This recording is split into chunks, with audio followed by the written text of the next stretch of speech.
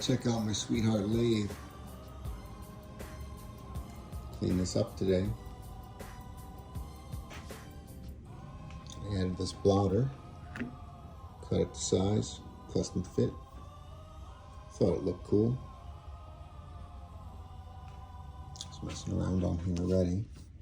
This is one of those rubber coated 50-pound magnets. This is what's inside of there.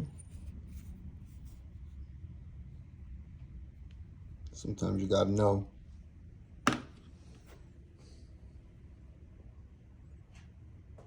There's my mill.